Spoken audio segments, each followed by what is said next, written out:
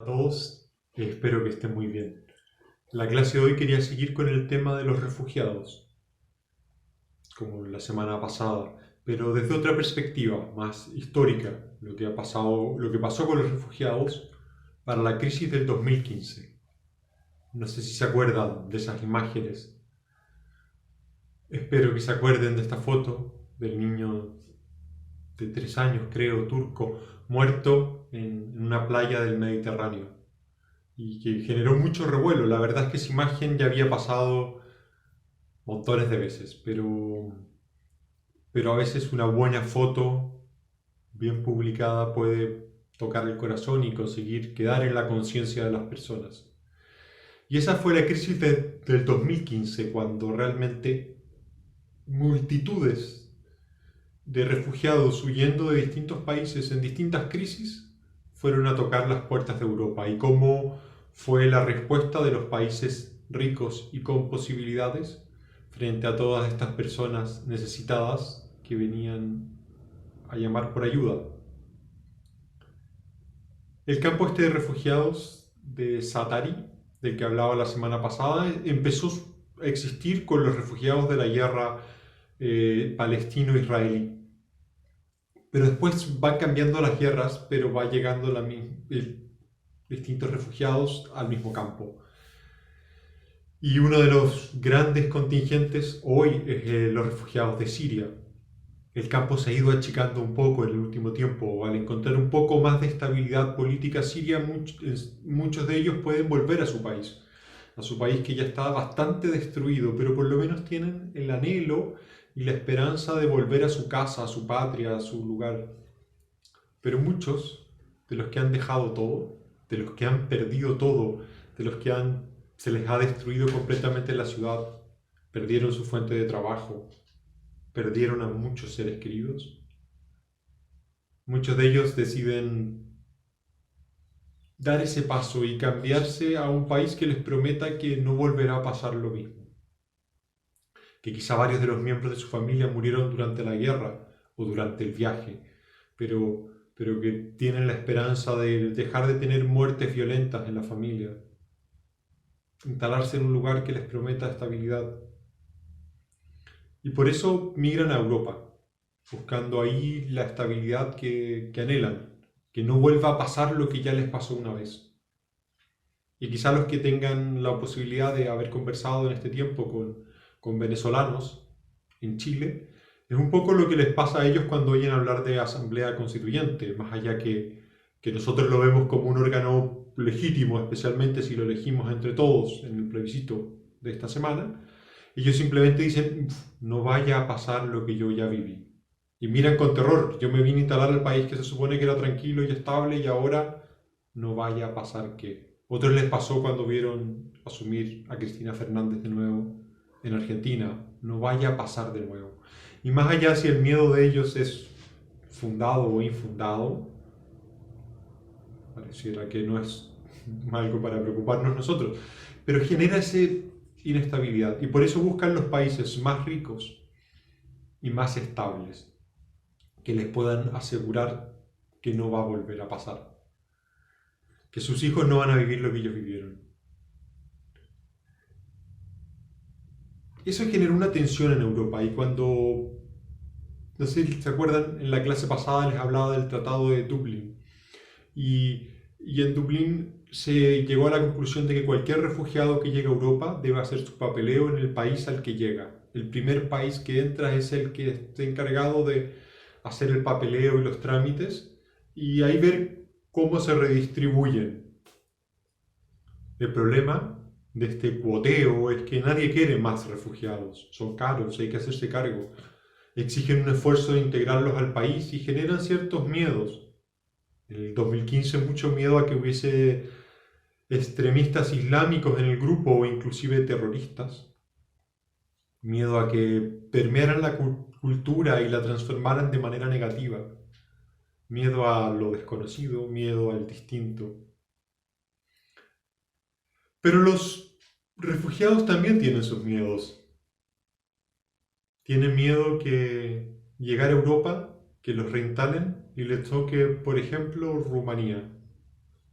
Nadie quiere ir a Rumanía. Y sí, supongo que no hay ningún rumano en la clase, pero sabrán que es uno de los países más pobres de la Comunidad Económica Europea. Y que en el fondo ellos quieren ir a Alemania, quieren ir a los países nórdicos, estados de bienestar que les aseguran un estándar de vida alto desde que llegan, donde les ofrecen una buena casa.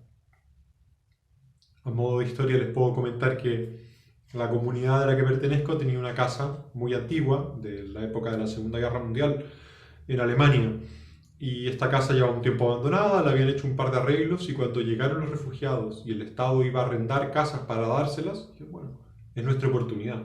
Arrendémosla porque mantenerla es muy caro y por lo menos nos aseguramos de que tenga un buen uso, que la pueda recibir gente y nosotros con esto juntamos plata para arreglarla. La rechazaron. El Estado alemán dijo que nuestra casa no era digna de que viviese ahí personas.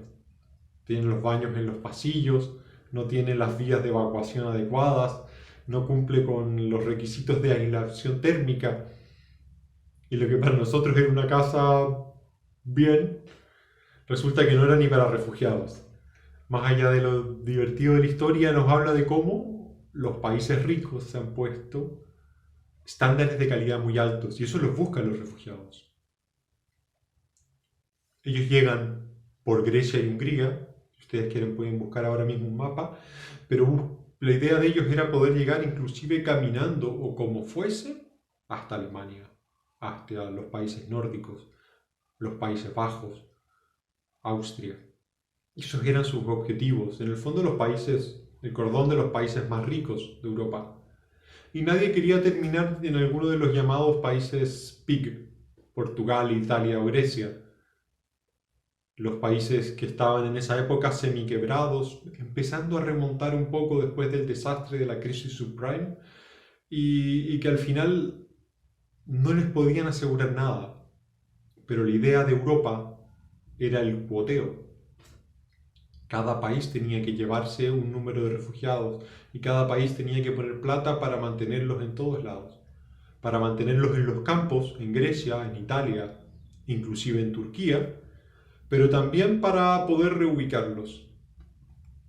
Tenían que pagarse entre todos. Pero también generó el quiebre, ¿no? Porque suena muy bonito decir de que entre todos ayudemos al pobre, pero cuando hay que pagar, tiende a pasar que el que paga más siente que fue injusto el trato. Todos podemos ayudar, pero ¿por qué yo ayudo tanto más que el resto? ¿Por qué Dinamarca tiene que poner tanto frente a tan poco que pone Grecia cuando tiene más población? Y es verdad, tiene más plata, pero ¿por qué yo más? Y surge siempre esa pregunta, ¿o por qué yo recibo tanta gente? Y generó tensiones. Generó tensiones entre el norte y el sur, más pobre. Generó tensiones que hicieron que muchos países pusieran fronteras en la comunidad económica, en la Comunidad Europea, o más bien en los países de lo que se llama el Tratado de Schengen, que son la mayoría de Europa. No hay fronteras, hay libre tránsito de personas y dinero, capitales y mercadería.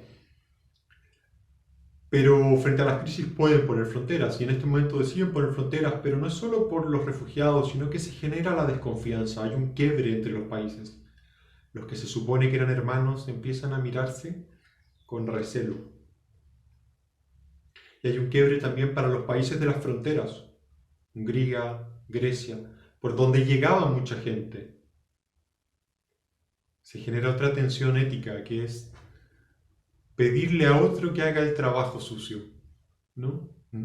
Probablemente los holandeses no querían que llegase una horda de personas, pero claro, le puedo pedir a Hungría que ellos sean los que pongan un muro en su frontera, que ellos sean los que rocíen con gases lacrimógenos a los refugiados, que ellos sean los que paren todo esto. Y después pongo cara de escandalizado. Qué bueno que lo hiciste, pero qué terrible que se trate así a las personas. Claro, como el problema no me llegó directamente a mí, entonces después puedo hacerme el bueno.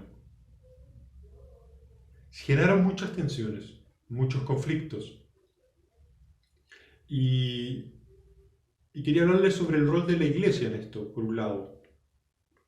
No fue tanto, pero el Papa Francisco poco antes había hecho su primer viaje apostólico. En cuanto él asumió el cargo de Papa en Roma, su primer viaje fue a Lampedusa, a la isla que queda en el Mediterráneo, donde llegan desde el norte de África muchos de los refugiados. Isla que se ha hecho famosa por la cantidad de personas que llegan, pero también por la cantidad de personas que no llegan.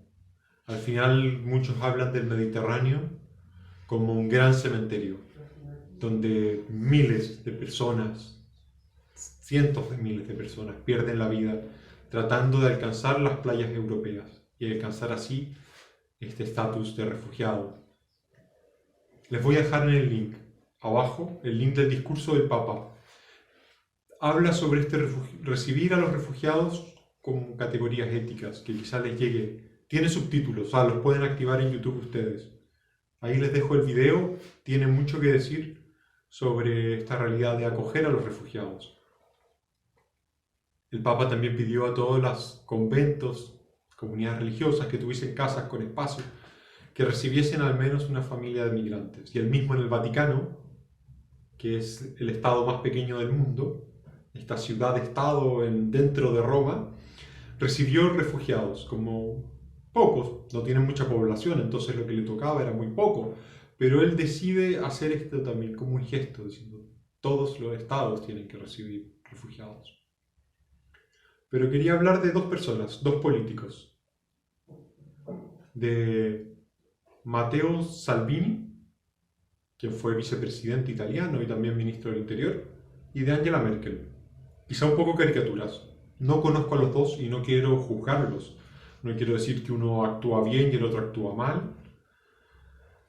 Los uso como un ejemplo, sin mayor conocimiento de causa. No, la verdad es que no sé bien qué pasa en el corazón de cada uno de ellos. Matteo Salvini es un líder de derecha, que algunos llaman extrema derecha, otros lo tildan de populista, y es de la coalición nacionalista italiana. Llegó a estar en el gobierno, decía, fue vicepresidente, un gobierno que duró más de un año, aunque después se quebró la coalición. Y defiende los valores típicamente italianos.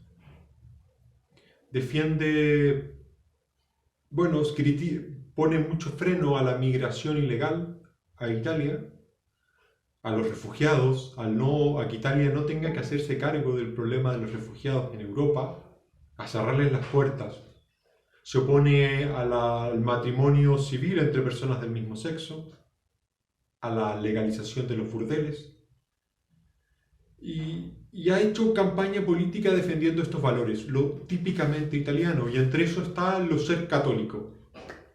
Probablemente también él defiende estos valores anteriores por ser católico, como los valores de la Iglesia. Ha hecho campaña política con un rosario en la mano, pero no para rezar 50 Ave Marías, sino como un signo de tradición italiana. Lo italiano es ser católico, vaya a significar lo que signifique. También se criticaba por ir a las playas a hacer campaña política con la cruz en el pecho, como un signo, ¿no? De esta es la Italia que queremos construir. Pero, repito, sin saber realmente qué pasa en el corazón de Mateo, la sensación de muchos de sus críticos es que realmente no es una persona religiosa, no busca un encuentro real con Cristo. No es que antes de un viaje haga un rezo, o que se preocupe de ir a misa los domingos, o ayudar al necesitado.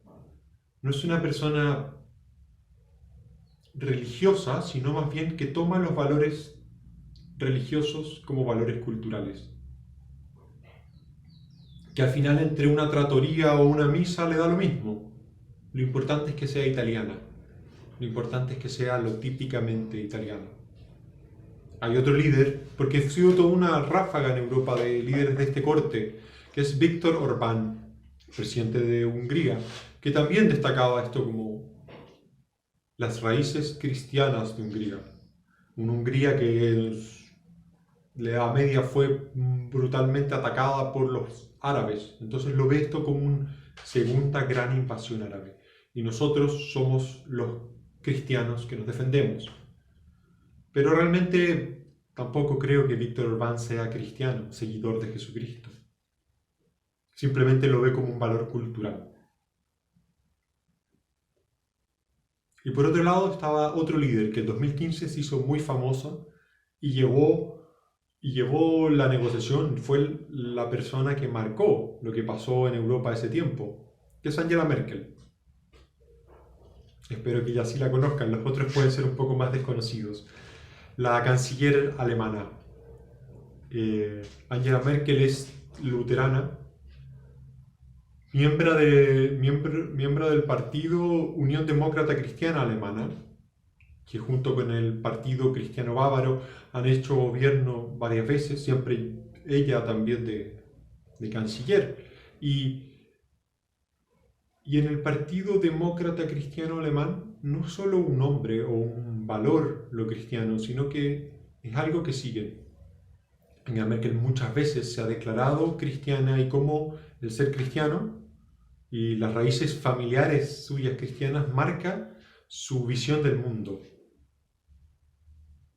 En uno de los discursos decía que el problema de Europa no era el exceso de musulmanes que entra, sino los pocos cristianos que quedan.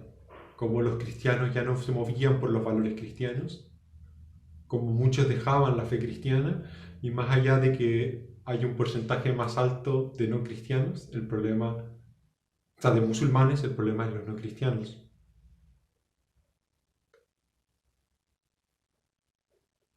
Y también critica el... Bueno, voy a leer un poco lo que decía, porque dice, soy una persona de la iglesia evangélica, creo en Dios, en la religión, y me acompaño muchas veces por eso, y lo he sido toda mi vida. Nosotros como cristianos deberíamos estar dispuestos, o sea, no deberíamos tener miedo a nuestras creencias, ¿no? Como un deslave de las creencias cristianas, como que se ha ido perdiendo. Angela Merkel no hace campaña política con cruces.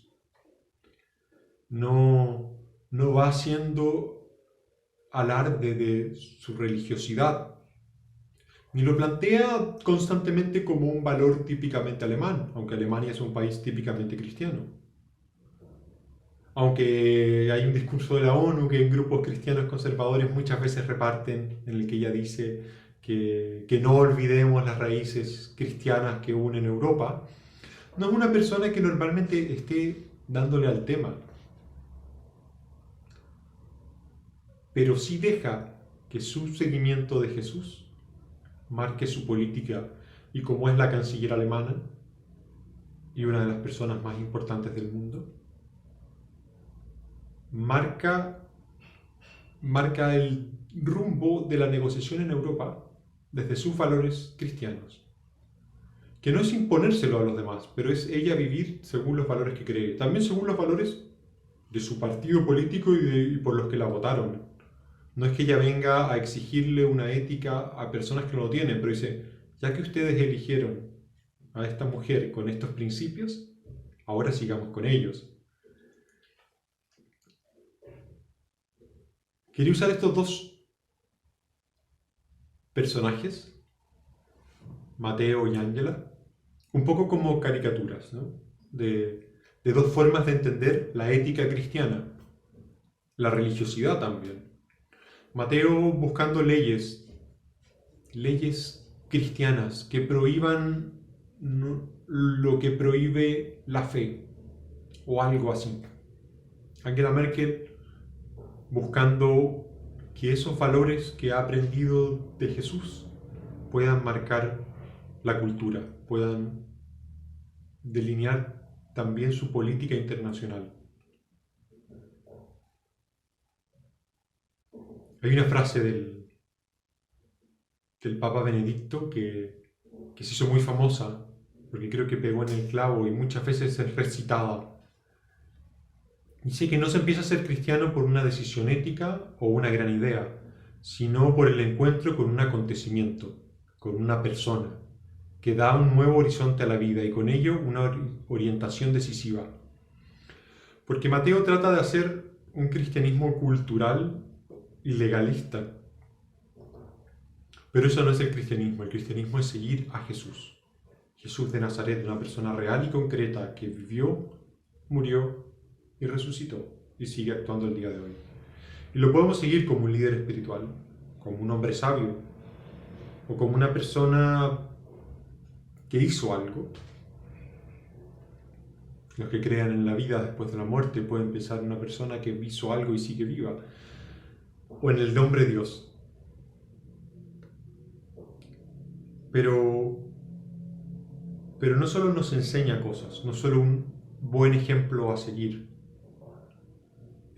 no solo nos muestra un camino basado en el amor, en la misericordia, en la comprensión, el cuidado del que más sufre, sino que también la visión ética es un estilo de vida de seguimiento.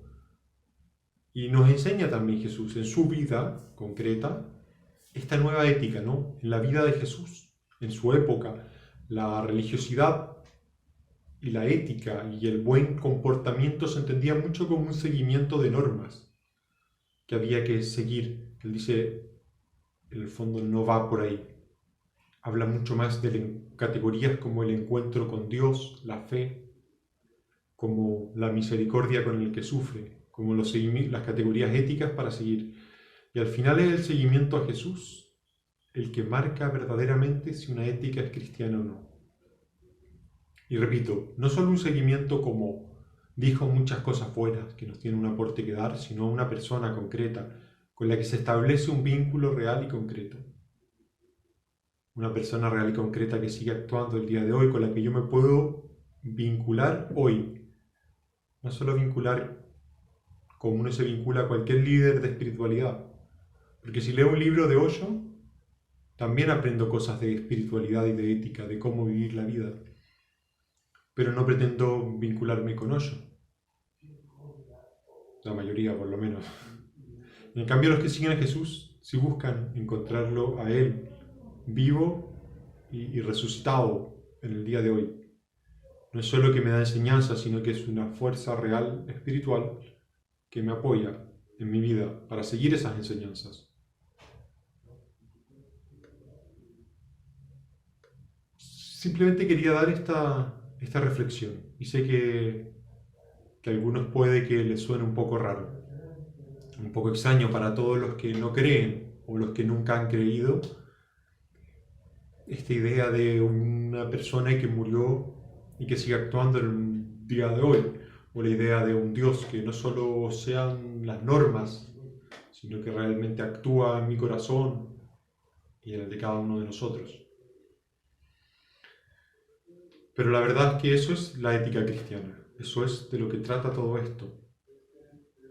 No es solo tener los aprendizajes, sino también el seguimiento real de la persona de Jesús. Puede sonar un poco volado, un poco abstracto, un poco raro, un poco como un mundo espiritual que no tendría por qué tener ninguna vinculación real con el mundo material. Pero creo que eso no le darían la razón los miles de refugiados que encontraron asilo en Europa y que encontraron una solución para el gran drama de sus vidas, gracias a que efectivamente había una persona que había sido tocada por Jesús en su corazón y que decidió actuar conforme a eso. Les dejo el tema. Ojalá puedan ayudarles a su reflexión, a pensar un poco qué significa la ética cristiana y cómo la ética cristiana no es solo un tema cultural, sino más bien el seguimiento de una persona. Que esté muy bien. Nos vemos pronto.